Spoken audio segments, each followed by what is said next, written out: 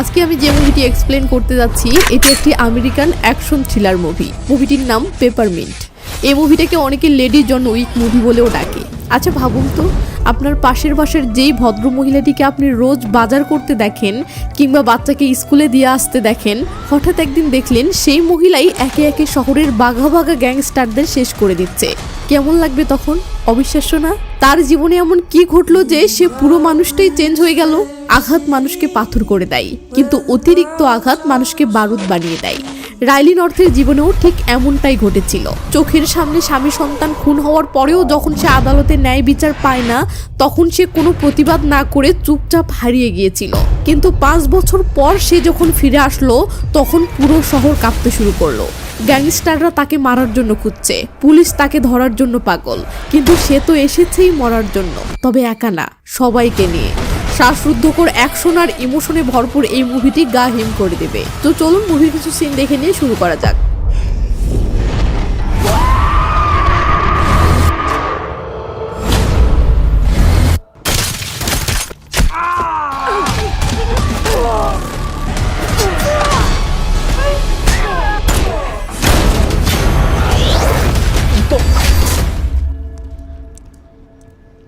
High, আমি SR Romana. Filmi আপু YouTube চ্যানেলের নতুন আরও একটি ভিডিওতে আপনাকে স্বাগত। মুভির শুরু হয় আমেরিকার রঙিন শহর লস অ্যাঞ্জেলেসে। রাতের বেলা নিরিবিলি জায়গায় একটা গাড়ির ভিতরে ধস্তাধস্তি করার আওয়াজ হচ্ছে। সিন গাড়ির ভিতরে গেলে দেখি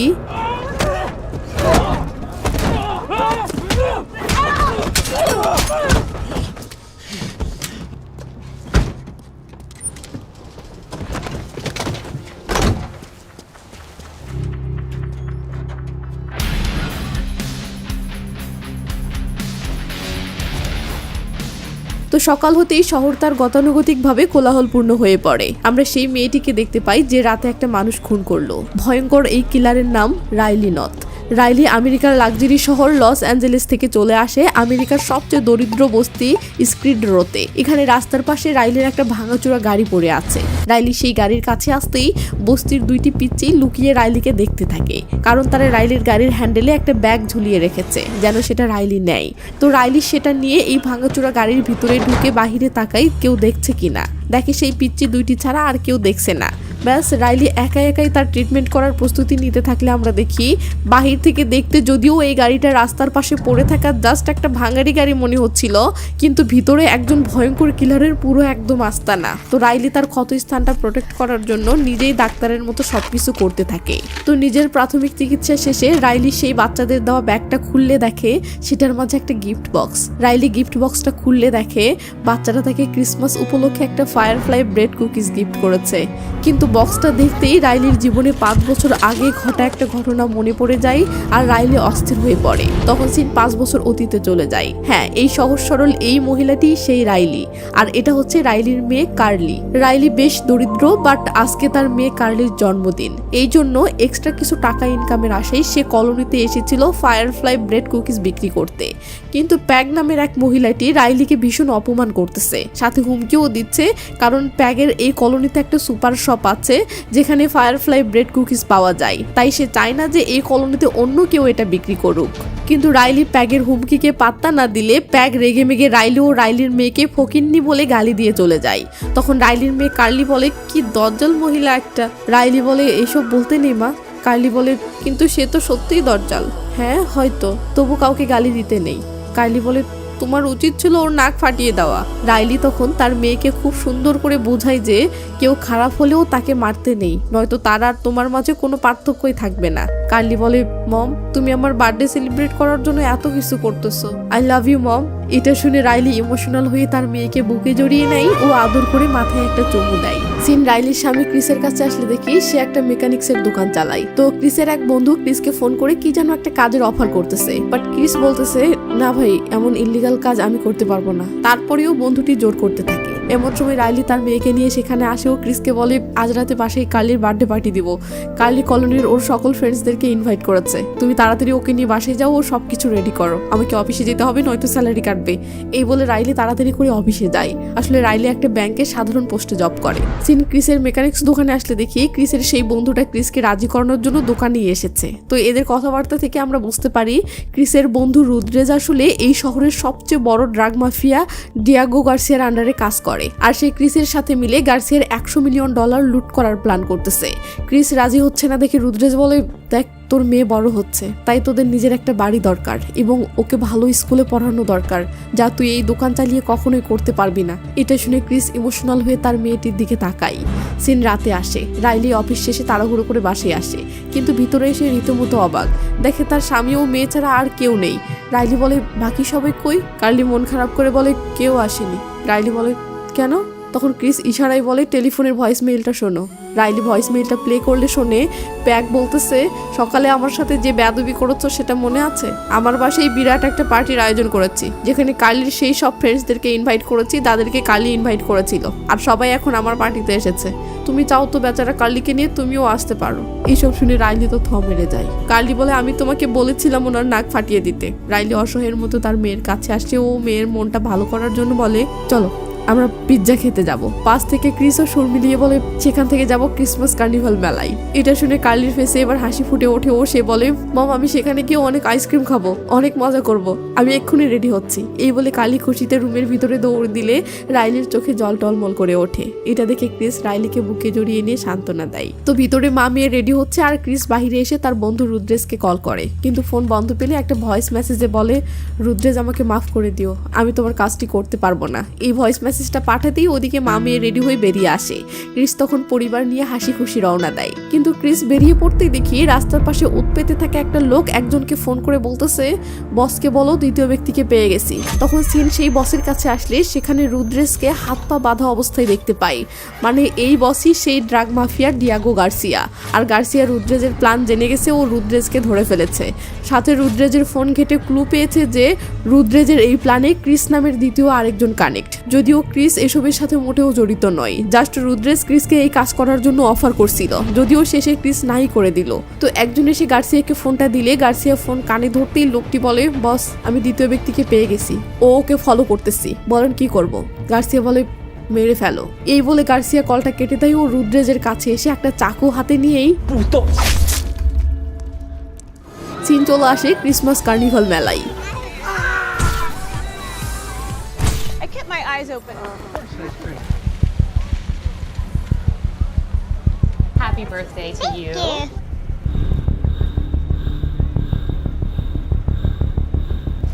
Goodness.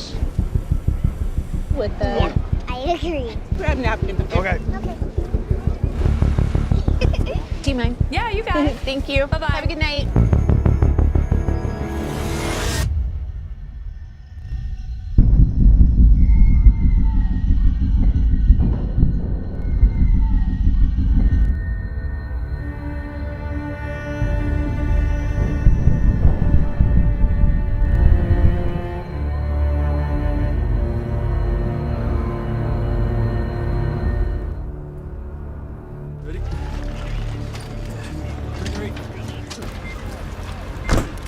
তো এই হলো police officer detective Scan Carmichael, আর এ হলো কারমাইকেলের পার্টনার ডিটেকটিভ মোয়েসেস বেলট্রান। এদের কথাবার্তা থেকে বুঝতে পারি কার্লি ও ক্রিস ঘটনাস্থলেই মারা গেছে, আর রাইলিকে তো অ্যাম্বুলেন্সে করে হসপিটালে নিয়ে যেতে দেখলামই। সিন কাট হয়ে হসপিটালে আসলে দেখি রাইলির চোখ খোলার চেষ্টা করছে, তবে এর মাঝে 1 মাস কেটে গেছে। আসলে রাইলির মাথার সাইডে একটা গুলি লেগেছিল, যার কারণে রাইলির টানা 1 মাস ধরে ঘুমায় ছিল। আজকে প্রথম তার সেন্স ফিরতেছে, কিন্তু যতটা সেন্স ফিরতেছে ততটাই তার মেয়ের মৃত্যুর সময়কার চিৎকারগুলো কানে প্রতিধ্বনির মতো বাজতেছে। তো রাইলির সেন্স ফিরেছে এই খবর পেয়ে ডিটেকটিভ কারমাইকেল জিজ্ঞাসাবাদ করার জন্য এসেছে।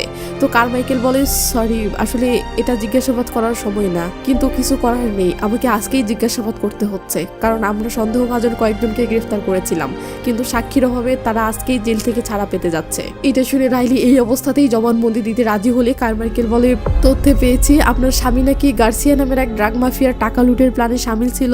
রাইলি বলে এমন ইল্লিগাল কাজও কিছুতেই করবে না, কারমাইকেল বলে হ্যাঁ, সে রাজি না হয়ে একটা ভয়েস মেসেজ পাঠিয়েছিল, এই তথ্য আমরা পেয়েছি, কিন্তু খুনিকে নিজ চোখে দেখেছে এমন সাক্ষী ছাড়া কিছু করা সম্ভব না। এসব শুনে রাইলি কাঁদতে শুরু করলে নার্স কারমাইকেলকে বলে প্লিজ ওনাকে আর মানসিক প্রেশার দিয়েন না, আজকের মতো চলে যান। কারমাইকেল তখন রাইলিকে কিছু ফটো দিয়ে বলে এগুলো আপনার ব্যাগে ছিল, ফটোগুলো আসলে সেই মেলায় তোলা, তাই ফটোগুলো দেখতেই রাইলির সেই মুহূর্তগুলো মনে পড়তে থাকে।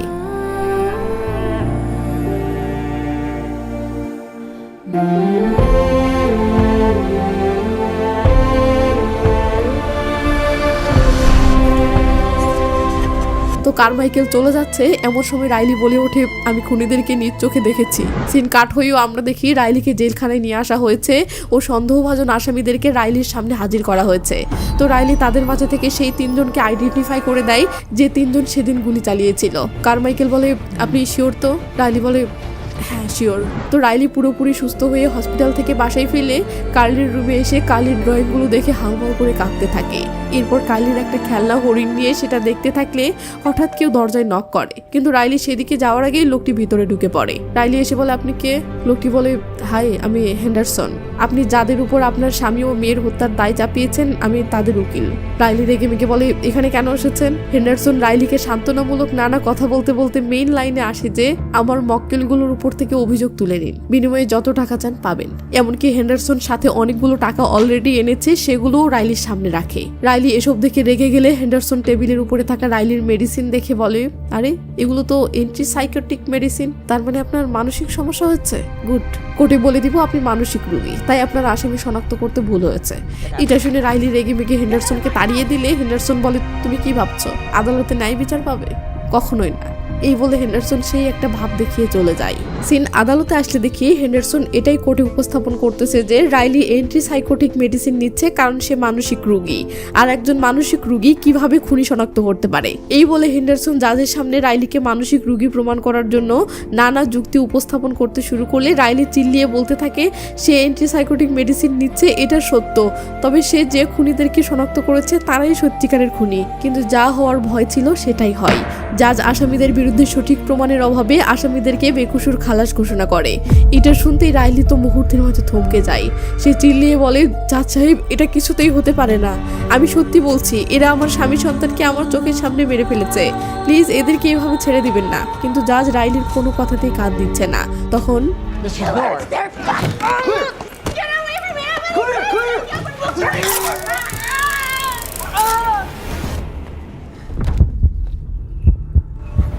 জাজ বলে এই মহিলাকে বাহিরে নিয়ে যাও ও একে মেন্টাল হেলথ ট্রিটমেন্টের জন্য পাঠাও। সিন আদালতের বাহিরে আসলে দেখি রাইলিকে মেন্টাল হেলথ ট্রিটমেন্টের জন্য নিয়ে যাওয়া হচ্ছে। তো রাইলিকে গাড়িতে তোলা হচ্ছে। এমন সময় ডিটেকটিভ কারমাইকেল দৌড়ে এসে বলে ম্যাম আমি ডিটেকটিভ কারমাইকেল, আপনি কি আমার কথা শুনতে পাচ্ছেন? কিন্তু রাইলি কোনো জবাব দেয় না। তো রাইলিকে গাড়িতে তোলা হলে গাড়িতে কারমাইকেলও ওঠে ও সিকিউরিটিকে জিজ্ঞেস করে একে কোথায় নিয়ে যাওয়া হচ্ছে? Psycho hold. কারমাইকেল বলে এটা তো একটা পাগলা গারদ। এই কথাটা রাইলির কানে আসে যে তাকে আসলে পাগলা গারদে নিয়ে যাওয়া হচ্ছে। তখন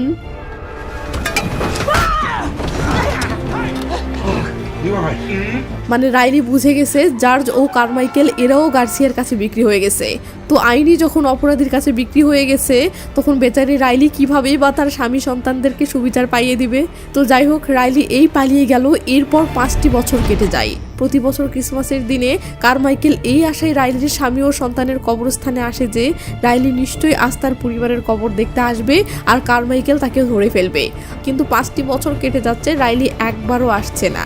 এটা দেখে এরা হতাশ হয়ে ভাবে এই দিনে রাইলির স্বামী সন্তান হত্যা হয়েছে, অথচ এই দিনগুলোতে রাইলির কোনো খবর নেই, কাহিনী কি? এমন সময় কারমাইকেলের ফোনে একটা কল আসে ও আমরা দেখি শহরের সেই লোকেশনে 3টি ছেলের মার্ডার হয়েছে যে লোকেশনে রাইলির স্বামী ও সন্তানকে হত্যা করা হয়েছিল।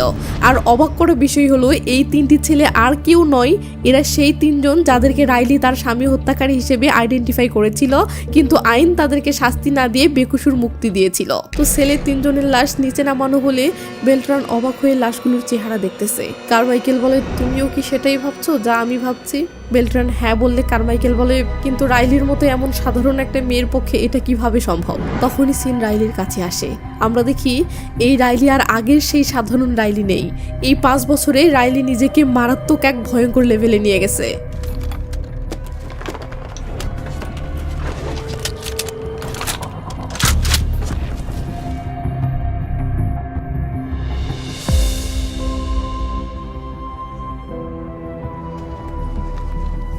তো রাইলি নেক্সট মিশনে যাওয়ার জন্য বেরিয়ে পড়ে আর সিন FBI অফিসে আসে।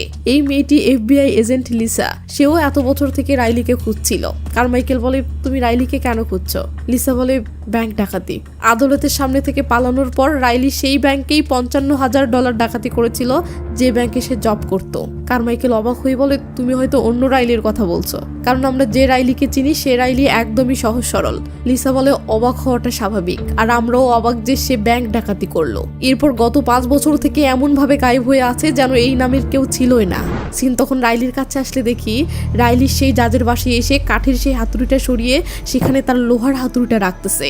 সিন জাজের দিকে গেলে দেখি রাইলি অলরেডি চেয়ারের সাথে জাজের হাত পা বেঁধে ফেলেছে, সাথে টেপ দিয়ে মুখটাও বেঁধে ফেলেছে। তো রাইলি জাজকে বলে আমাকে চিনতে পেরেছেন?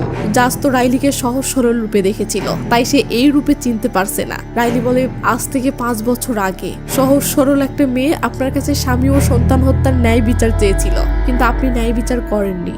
দেখেন আজ সহজ সরল সেই মেয়েটি কি হয়ে গেছে, সব আপনার জন্য। তো বলেন আপনাকে কি রায় দেব? সিন আবার FBI অফিসে আসতে দেখি লিসা বলতেছে আপনারা 5 বছর ধরে রাইলিকে সহজ সরল একটা মেয়ের রূপেই কল্পনা করে আসছেন, কিন্তু আপনাদের আইডিয়াও নেই এই 5 বছরে সে নিজেকে কিভাবে ট্রেন করেছে। কিছুদিন হলো আমাদের হাতে একটা ভিডিও এসেছে দেখেন। এই বলে লিসা প্রজেক্টরে একটা MMA ফাইটিং ম্যাচের ভিডিও দেখায়, যেখানে দেখা যাচ্ছে একটা মেয়ে ভয়ঙ্কর MMA ফাইটিং করতেছে। কারমাইকেল অবাক হয়ে বলে এটাই কি রাইলি? লিসা বলে হ্যাঁ, এটা ইউরোপের ভিডিও। গত বছর সে ইউরোপে MMA ট্রেনিং নিয়েছে, তার আগের বছর সে কানাডায় আন্ডারগ্রাউন্ডে মিলিটারি ট্রেনিং নিয়েছে, তার আগের বছর সে কারমাইকেল বলে ওঠে বুঝতে পেরেছি সে গত 5 বছর থেকে নিজেকে নানা পরিস্থিতি মোকাবেলা করার জন্য তৈরি করেছে।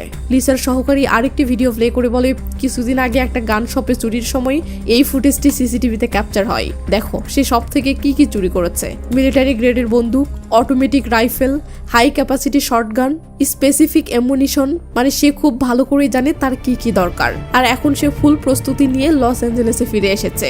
বুঝতেই পারছেন এখন কি তাণ্ডব ঘটতে চলেছে। তখনই সিন রাইলির কাছে আসলে দেখি সে জাজের 2 হাত টেবিলের সাথে পেরেক পেরে দিয়েছে এবং জাজের গায়ে কিসে যেন তার পেঁচিয়ে দিচ্ছে। তো সবকিছু হয়ে গেলে রাইলি এখন চলে আসবে, এমন সময় পাশে থাকা গ্যালারিতে একটা খেলনা হরিণ দেখতেই রাইলির তার মেয়ের কথা মনে পড়ে যায়। রাইলি হরিণটা নিয়ে নিজের জ্যাকেটের চেন খুলে বুকের ভিতরে রেখে দেয় ও যেতে যেতে বলে জাজ সাহেব আপনি সঠিক বিচার করেননি, কিন্তু আমি ঠিকই করব। You didn't serve justice, Your Honor. I will.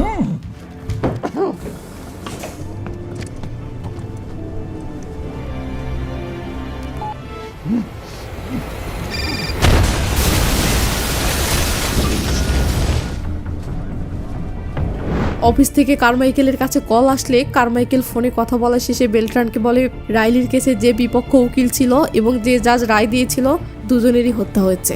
উকিলের লাশ সুইমিং পুলে পাওয়া গেছে আর জাজ পুরো বাড়ি সহ আগুনে পুড়ে গেছে।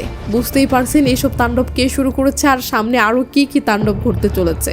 এইসব শুনে বেলট্রান উঠে পড়ে ও বলে আমরা আর চুপচাপ বসে থাকতে পারি না, এক্ষুনি ফোর্স রেডি করো। সিন গার্সিয়ার ড্রাগ প্রসেসিং ল্যাবে আসলে দেখি গার্সিয়ার PA Will Robertson drug processing ল্যাবের মাঝে দিয়ে গার্সিয়ার কাছে যাচ্ছে, যেখানে মেয়েরা এভাবে ড্রাগস প্যাকেজিং করতেছে। তাদের গায়ে বেশি পোশাক না থাকার লজিক হলো যাতে কেউ এক চিমটি ড্রাগসও চুরি করতে না পারে। তো রবার্টসন গার্সিয়ার কাছে এসে বলে বস ও আমাদের জাজ ও উকিল দুজনকে মেরে ফেলেছে, এখন বলেন কি করব।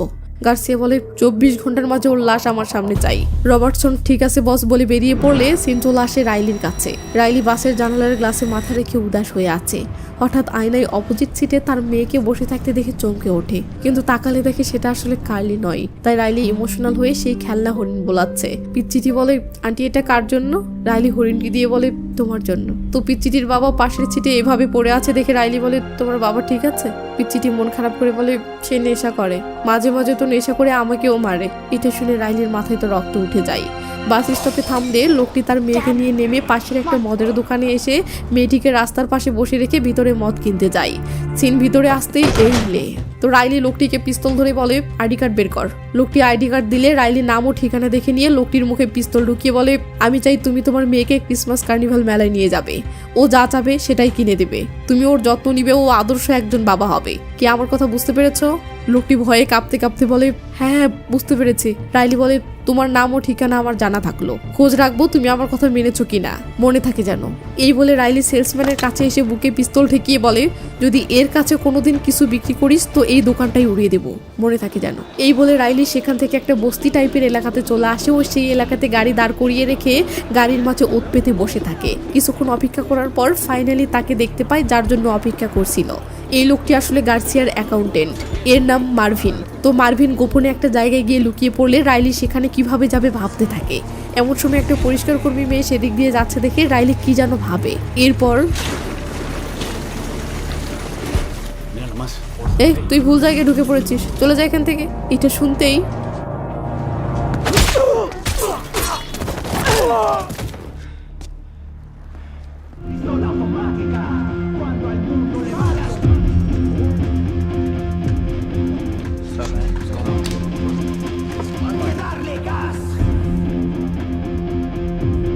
and of possibly killing up to 5 others. Authorities believe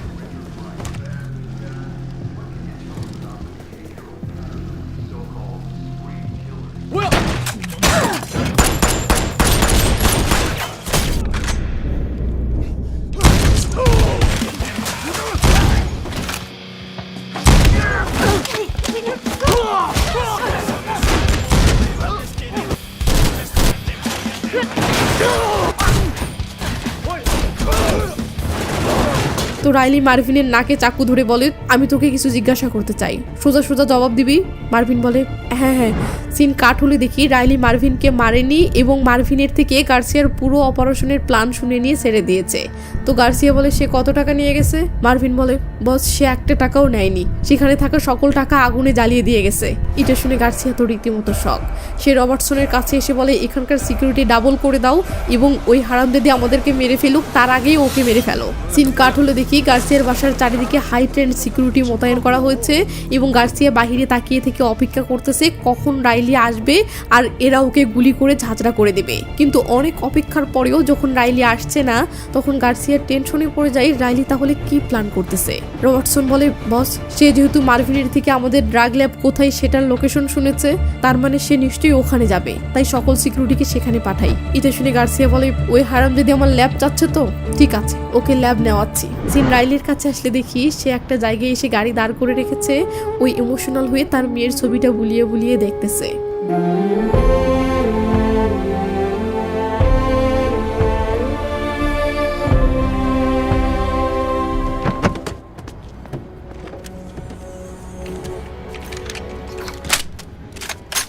scene FBI অফিসে আসলে দেখি কারমাইকেল ও লিসা টেকনোলজি ইউজ করে রাইলির বর্তমান লোকেশন ট্র্যাক করার সর্বাত্মক চেষ্টা করে যাচ্ছে, বাট কিছুতেই কোনো ক্লু পাচ্ছে না। লিসা তার সহকারীকে বলে, আচ্ছা রাইলি যেখানেই যায় সেখানেই ক্রাইম করে, তাই দেখো গত 3 মাস হঠাৎ করে কোন কোন এলাকাতে ক্রাইম বেড়েছে, এতে আন্দাজ পাওয়া যাবে রাইলি কোন কোন এলাকাতে যাচ্ছে। কিন্তু সহকারী ডেটা চেক করে কোথাও ক্রাইম বৃদ্ধি দেখতে পায় না। তো সহকারী বলে, ম্যাম আপনি কি সোশ্যাল মিডিয়া দেখেছেন? সোশ্যাল মিডিয়ায় সকল মানুষ রাইলিকে সাপোর্ট করতেছে।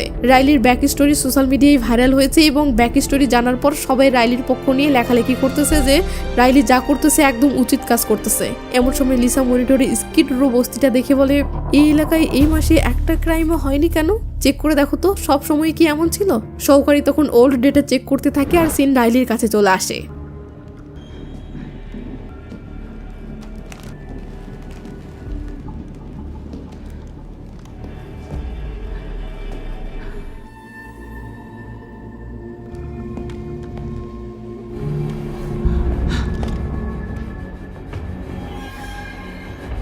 She's in.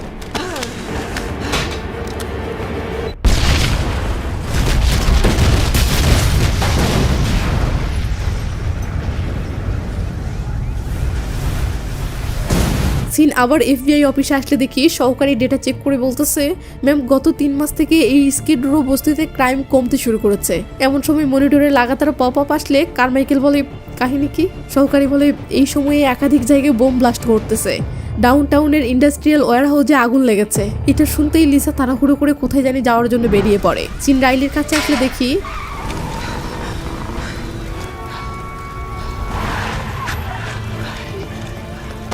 Wait, what the? Hey, come on! এদিকে গার্সিয়ার ছেলেরা তো ভাবতেছে তারা রাইলিকে পুড়িয়ে মেরেছে, তাই এরা গার্সিয়াকে ফোন করে বলে, বস আমরা ওকে শেষ করে দিয়েছি।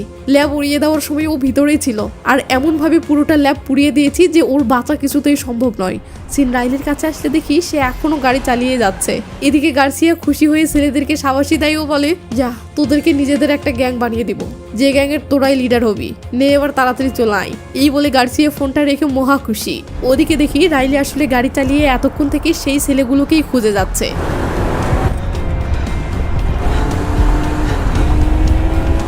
সিন লিসার কাছে আসলে দেখি গত 3 মাস থেকে স্কিড রো বস্তিতে ক্রাইম কেন হচ্ছে না সেটার রহস্য বোঝার জন্য স্কিড রো বস্তিতে এসেছে, কিন্তু সে এখানে এসে দেখে পরিবেশ এতটা নিরিবিলি যে কথা বলার মতো কেউ নেই। তখন আমরা দেখি সেই 2টি বাচ্চা লুকিয়ে লিসাকে দেখতেছে। বাচ্চা 2টির মাঝে মেয়েটির নাম মারিয়া আর ছেলেটির নাম জোসেফ। জোসেফ বলে, এই মহিলাটিকে? এই মহিলাটি পুলিশ। জোসেফ বলে, তুমি কি করে বুঝলে? মারিয়া বলে, এই বস্তিতে পুলিশ ছাড়া আর কে আছে যে নতুন গাড়ি নিয়ে আসবে? কথাটা শুনে আমরা বুঝতে পারি মারিয়া ভীষণ চাক্ষুষ। আসলে এই বাচ্চা 2টি এভাবেই সারাক্ষণ এই বস্তির উপর নজর রাখে। তো লিসা বাচ্চা 2টি দেখে কথা বলতে চাইলে এরা লুকিয়ে পড়ে। এমন সময় বস্তির একটা লোককে দেখে লিসা বলে, আচ্ছা এত রাতে বাচ্চারা বাহিরে আছে, কোনো সমস্যা হয় না? লোকটি বলে, এখন হয় না। কেন? এখন আমাদের কাছে একটা ফেরেশতা আছে তাই। সিন ওদিকে রাইলির কাছে আসলে দেখি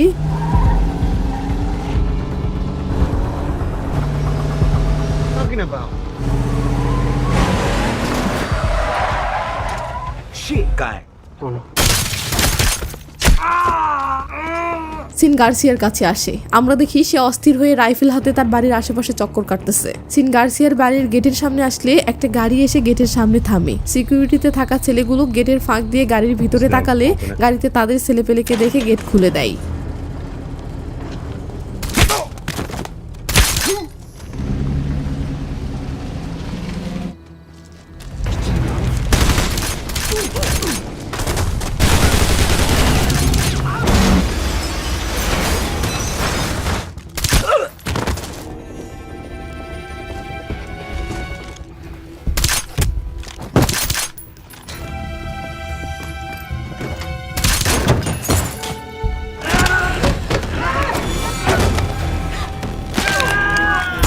তো রাইলি গার্সিয়ার বাসার ভিতরে ঢুকলো। গার্সিয়ার মেয়ে রাইলিকে দেখে ভয়ে কাঁদতে থাকে।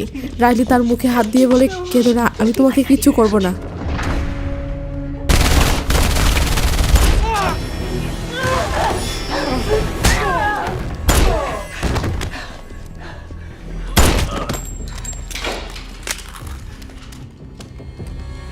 তো রাইলি গার্সিয়ার দিকে বন্দুক তাক করে বলে, একদম নড়বে না, চুপচাপ দাঁড়িয়ে থাকো। গার্সিয়া বলে, তুমি কি আর কি চাও? রাইলি বলে, আমি কি চাই? আমি ন্যায় চাই। এমন সময় গার্সিয়ার মেয়ে এসে পাপা বলে ডেকে উঠলে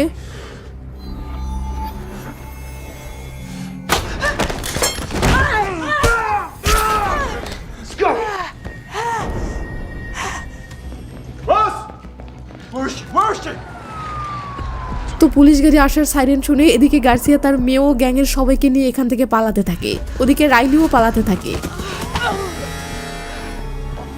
তো রাইলি এখান থেকে পালিয়ে সোজা চলে আসে প্যাগের বাড়িতে। প্যাগ দরজা খুলে বলে, রাইলি, ব্যাস মার ছক্কা।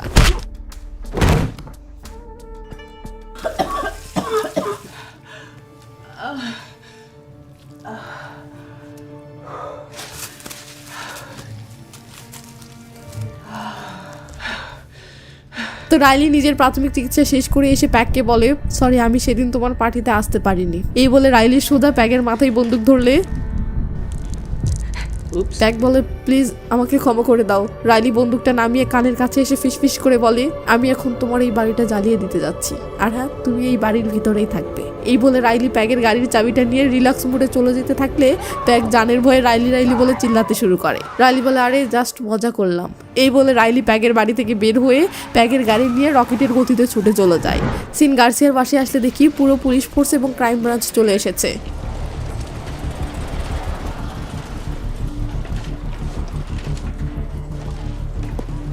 তো তো পুলিশ ঘটনাটা বোঝার জন্য গার্সিয়াকে খুঁজতেছে, বাট সে তো পুরো গ্যাং নিয়ে পালিয়ে গেছে। কারমাইকেলের পার্টনার বেলট্রান এই ইনভেস্টিগেশনে লিডারের দায়িত্বে আছে। সে একজন পুলিশকে বলে, আচ্ছা তুমি কারমাইকেলকে দেখেছো? ওকে কল করতেছি কিন্তু নাম্বার বন্ধ পাচ্ছি। কিন্তু পুলিশটি কোনো খোঁজ জানে না বললে বেলট্রান টেনশনে পড়ে যায়। এরপর বেলট্রান ভার্কার নামের একজনকে দেখে বলে, ভার্কার তোমার সমস্যা কি? আমার টিম মেইল করে তোমার থেকে গার্সিয়ার লোকেশন জানতে চেয়েছে, অথচ তুমি নাকি রিপ্লাই দিচ্ছ না। আচ্ছা তুমি কি গার্সিয়ার সাথে মিলে গার্সিয়াকে বাঁচানোর চেষ্টা করছো নাকি? ভার্কার বলে, রিপ্লাই দিচ্ছি না মানে? আমি তো সাথে সাথেই গার্সিয়ার লোকেশন ট্র্যাক করে কারমাইকেলকে মেসেজে দিয়েছি, সাথে মেইলেও দিয়েছি। বেলট্রান রীতিমতো অবাক হয়ে বলে, কারমাইকেলই বলেছে? তো কারমাইকেল গার্সিয়ার লোকেশন পাওয়ার পরেও সেটা লুকিয়েছে। এটা জানতেই বেলট্রান এটা ভেবে রীতিমতো অবাক হয় যে কারমাইকেল তাহলে গার্সিয়ার সাথে হাত মিলিয়েছে। সিন স্কিড রো বস্তিতে আসতে দেখি কারমাইকেল সেখানে আসতেছে। আসলে লিসা এখানে কি যেন ক্লু পেয়েছে, কারমাইকেলকে ফোন করে ডেকেছে। তো কারমাইকেলকে একা দেখে লিসা বলে, তুমি একা কেন? তোমাকে তো পুরো ফোর্স নিয়ে আসতে বললাম। কারমাইকেল বলে, সরি বাকি সবাই আসতেছে। তো তুমি কি দেখেছো? লিসা রাইলির সেই ভাঙ্গা গাড়ির গেটটা খুলে বলে, দেখো এই গাড়িতে কতগুলো অস্ত্র রাখা। কোনো পাগলই হবে যে এত অস্ত্র রাখা একটা গাড়ি এভাবে লক করা ছাড়াই রাস্তার পাশে ফেলে রাখবে। কারমাইকেল বলে, নিশ্চয়ই অস্ত্রগুলো তার, যাকে দেখে এখানকার সবাই ভয় পায়, এই জন্যই কেউ চুরি করে না। লিসা বলে, নিশ্চয়ই এগুলো গার্সিয়ার অস্ত্র। এই বলে লিসা চলে যেতে থাকলে কারমাইকেল বলে, তাহলে এখন কি করতে যাচ্ছ? লিসা বলে, গার্সিয়াকে ধরার জন্য আজ রাতেই একটি স্পেশাল ফোর্স গঠন করব। ও পুরো FBI টিমকে লাগিয়ে দিয়ে 24 ঘন্টার মাঝেই গার্সিয়াকে গ্রেফতার করব। এসব বলতে বলতে লিসা তার গাড়ির কাছে আসলে কারমাইকেল বলে, লিসা তোমাকে একটা কথা বলার ছিল। হ্যাঁ বলো।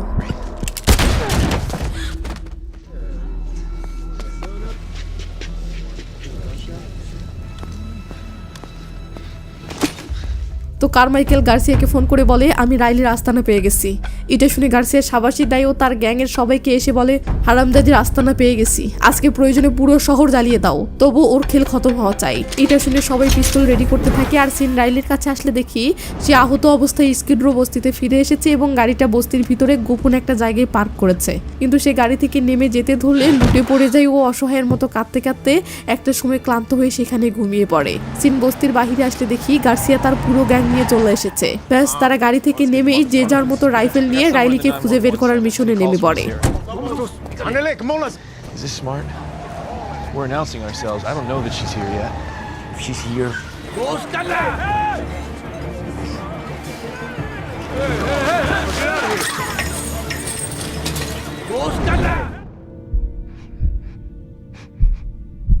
মম তোমাকে জাগতে হবে।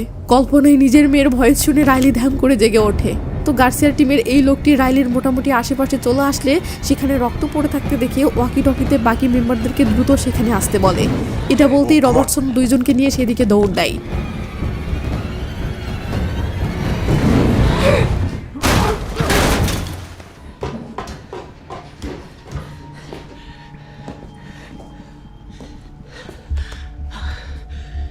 তো রবার্টসন ওয়াকি টকিতে বলতেছে, কি হলো, তাকে খুঁজে পেয়েছো? আমরা কিন্তু ভিতরে আসতেছি। এটা শুনে রাইলি সতর্ক হয়ে যায়।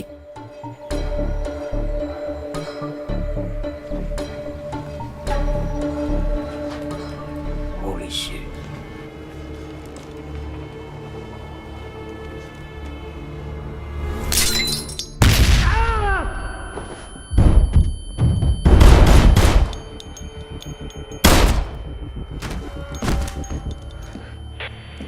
বাহিরে দাঁড়িয়ে থাকা কারমাইকেল রবার্টসনের ওয়াকি টকিতে গুলির আওয়াজ শুনে বলে, রবার্টসন গুলির আওয়াজ শুনলাম, তুমি কি ওকে ধরে ফেলেছো? কিন্তু রবার্টসনের কোনো জবাব আসছে না। এটা দেখে গার্সিয়া রেগে মেগে কারমাইকেলের দিকে চেয়ে আছে। সিন আবার রাইলির কাছে আসে। রাইলি বাহিরে এসে দূর থেকে গার্সিয়া ও কারমাইকেলকে দাঁড়িয়ে থাকতে দেখে ওয়াকি টকিতে বলে, কারমাইকেল গার্সিয়াকে আমার হাতে সঁপে দিয়ে চুপচাপ এখান থেকে চলে যাও, নয়তো তুমিও আমার হাতে মারা পড়বে। এটা শুনে গার্সিয়া রেগে মেগে ওয়াকি টকিটা নিয়ে বলে, এই হারামজাদি তুই কোথায় লুকিয়ে আছিস, সামনে আয়। রাইলি বলে, খুব শীঘ্রই দেখা হচ্ছে, বাই।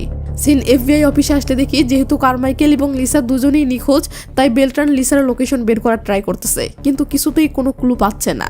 এদিকে রাইলি একটা ডাস্টবিনের মাঝে লিসার লাশটা দেখতে পায়। লিসার কোমরে পিস্তল ও FBI ব্যাজ দেখে বুঝতে পারে এটা FBI অফিসার। ব্যাস রাইলি লাইভে আসে এবং সেটা একটা টিভি চ্যানেলে প্রচার হতে থাকে। বেলট্রান এটা দেখে তাড়াতাড়ি করে টিভির সাউন্ড বাড়িয়ে দেয়। তো রাইলি তার ফোনের ক্যামেরাটা দূর থেকে কারমাইকেলের দিকে ধরে বলতেছে, এই দেখুন, এটা ডিটেকটিভ কারমাইকেল আর তার পাশে থাকা লোকটি সেই গার্সিয়া যে যে আমার স্বামী সন্তানকে হত্যা করেছে, এখন তারা এসেছে আমাকে হত্যা করতে। এরা অলরেডি FBI অফিসার লিসাকে হত্যা করেছে। এটা শুনে বেলট্রান তো রীতিমতো শক। রাইলি বলে, যে যে নিউজ চ্যানেল ব্রেকিং নিউজ নিতে চান তারা তাড়াতাড়ি এখানে চলে আসুন, আমি এখানেই আছি, এটা স্কিড রো বস্তি। এটা শুনে বেলট্রান চিল্লিয়ে তার টিমকে বলে, লোকেশন পেয়ে গেছি, পুরো ফোর্স নিয়ে জলদি চলো। এই বলে এরা পুরো ফোর্স নিয়ে বেরিয়ে পড়ে। এদিকে গার্সিয়া রাইলিকে খুঁজে পাচ্ছে না দেখে অবশেষে মারিয়া নামের সেই পিচ্চিটিকে ধরে আনে ও গার্সিয়া ওয়াকি টকিতে রাইলিকে উদ্দেশ্য করে বলে, তুই শুনতে পাচ্ছিস, নে তোর সাথে একজনের কথা বলাচ্ছি। এই বলে গার্সিয়া মারিয়াকে কথা বলতে দিলে মারিয়া হাউমাউ করে কাঁদতে থাকে। গার্সিয়া বলে, এক্ষুনি আমার সামনে চলে আয়, নয়তো এই পিচ্চিটি এখন আমার হাতে মরতে চলেছে।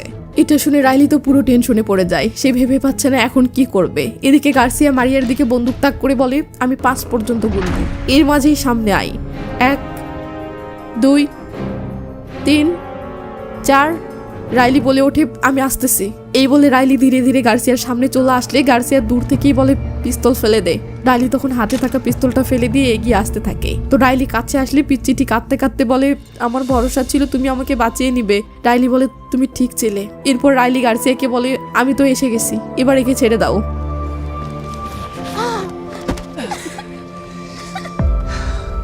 You have to go now, Maria.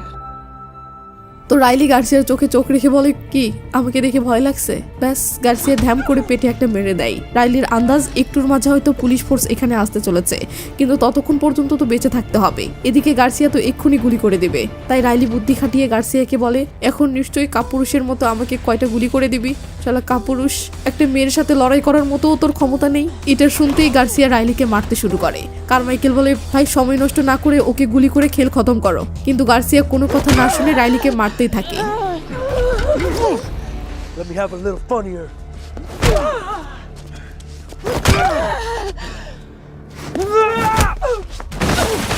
তো রাইলি পড়ে গেলে একটু মাথা তুলতে দেখে সামনে একটা পিস্তল পড়ে আছে। ব্যাস, রাইলির কাজ হয়ে গেছে। এদিকে গার্সিয়া বলতেছে, আমি ভাবলাম তুই আমার সাথে টক্কর দিয়ে মারপিট করবি, কিন্তু তুই তো কয়েকটা খেয়ে পড়ে আছিস। রাইলি বলে, একটা মজার কথা শুনবি?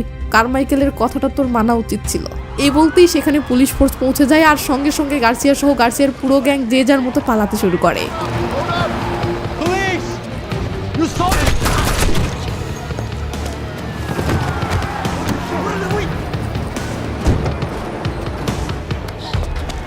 Where's it coming up? Military! Out of my fucking way!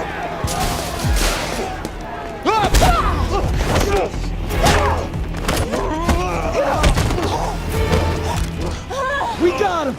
We'll take care of it! Just drop the gun! Riley! On the ground! Cease fire! এই পুরো বস্তির প্রতিটি অলিগলি সবকিছু তো রাইলির চেনা, তাই সে খুব সহজেই পুলিশের হাত থেকে পালিয়ে লুকিয়ে পড়ে। ওদিকে পুলিশ তো এই বস্তির কিছুই চেনে না, তাই তারা কিছুতেই কোনো দিশা পাচ্ছে না। এমনকি পুলিশ যে হেলিকপ্টার থেকেও সার্চ করবে এমন পরিবেশের বস্তিও এটা না, তাই কিছুতেই কোনো কুল কিনারা না পেয়ে একজন এসে বেলট্রানকে বলে, আমরা পুরো বস্তির চারিপাশে ঘেরাও করে রাখবো নাকি? বেলট্রান বলে, সেটার প্রয়োজন হবে না, আমি জানি ওকে কোথায় গেলে পাওয়া যাবে। এই বলে বেলট্রান চলে যায়। আর সিন খুব ভোরে আসলে দেখি রাইলি আহত অবস্থায় অনেক কষ্টে তার স্বামী ও সন্তানের কবরের সামনে পৌঁছেছে এবং কবরের পাশে বসে হাউমাউ করে কাঁদতেছে। গত 5টি বছর থেকে সে এই দিনটার অপেক্ষা করে যাচ্ছিল, আজ ফাইনালি সেই দিনটা আসলো।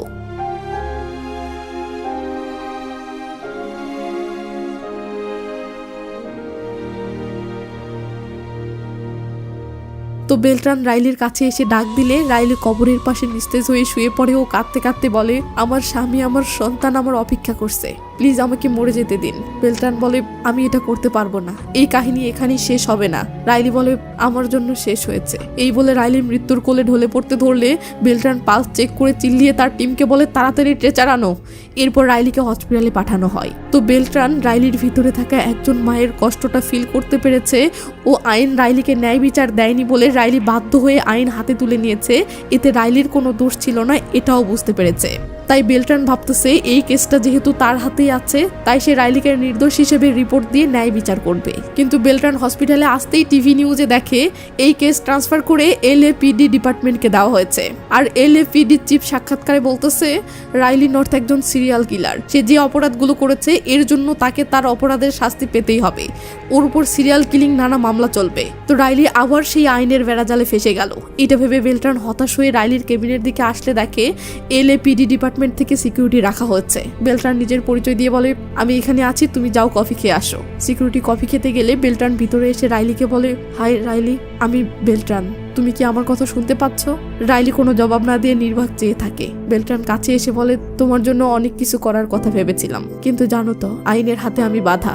এই বলে বেলট্রান ইমোশনাল হয়ে রাইলির হ্যান্ডকাপে বাঁধা হাতটা ধরে সান্ত্বনা দিয়ে বলে, আশা করি তুমি খুব শীঘ্রই সুস্থ হয়ে যাবে, নিজের খেয়াল রেখো। এই বলে বেলট্রান চলে গেলে রাইলি তার হাতের দিকে তাকাইও আমরা দেখি বেলট্রান হ্যান্ডকাপের চাবিটা দিয়ে গেছে।